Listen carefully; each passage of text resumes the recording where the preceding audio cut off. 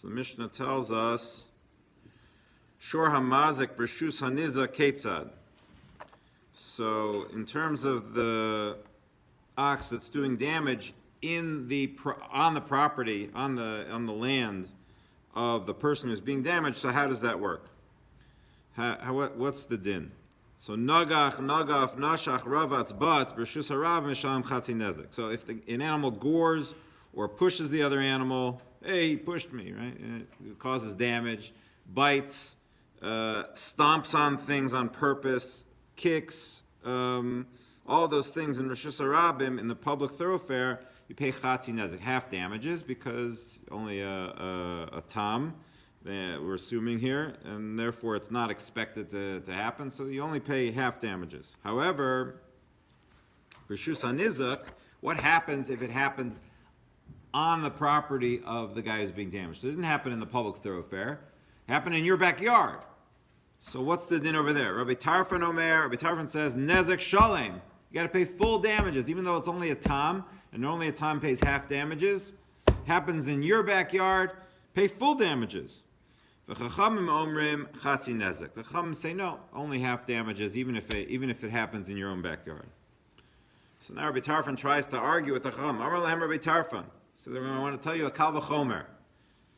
Ma b'makom shehekel al hashein v'al regel b'rshus harabim shehu patur. So he said, now look, the Torah is lenient about if your animal eats or walks and destroys things in the public thoroughfare, completely exempt. You see, it's somebody left his stuff out there. He has to expect the animals are going to walk and they're going to eat and stomp and whatever.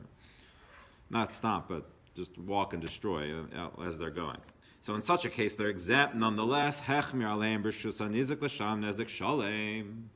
But if you do that in somebody else's property, if you do it in my backyard, then you got to pay me the full amount. So makom shehechmir ala keren b'rshus harabim l'sham chatzi nezek. Now, in a place where they were strict and said, in the Reshus Harabim, you have to pay half damages if your animal gores or stomps or kicks or pushes or bites or whatever. So enu din shenachmir ala b'rshus hanizik l'sham nezek sam. So certainly in the private property, in my backyard, if it comes, it should have to pay full damages, because in the case where it was zero, it went from zero to half damages. So here it should go from paying half to pay full damages. Amrullah Lacham said, no, we have a rule. Daya lavo min adin lios kanadon. The rule is you can only derive something from a law like the law itself.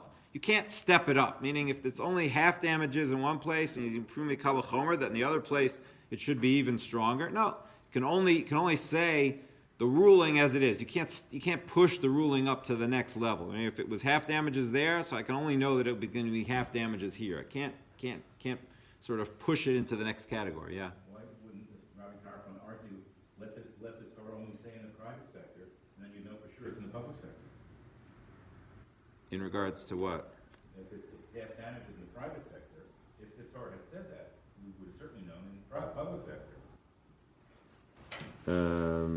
Maybe we'd think in the public sector you have to pay anything. If it said that. Maybe. Okay, anyway.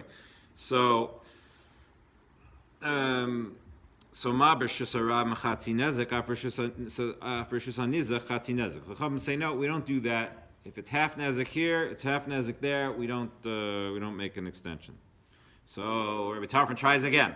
Amar lahem ani lo adun keren mi keren. So I won't learn out a case of goring to a case of goring. Ani adun keren mi regel. Let me bring a case of keren, of willful damage like the goring, from a case of just walking. Ma b'makom shehekel hashein v'al regel b'rshus harabim hechmir b'keren. So in a case where they were lenient about shein and regel in the public thoroughfare, nonetheless they were strict in regards to goring.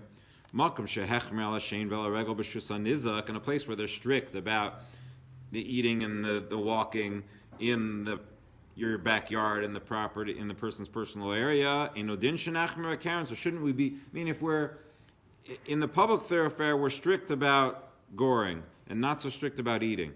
But in the in the private area, we're very strict about eating. We have to pay full damages. So shouldn't we be strict about goring too? Again, Amr Lo, Dialavo Minadin, Lios Kanadon.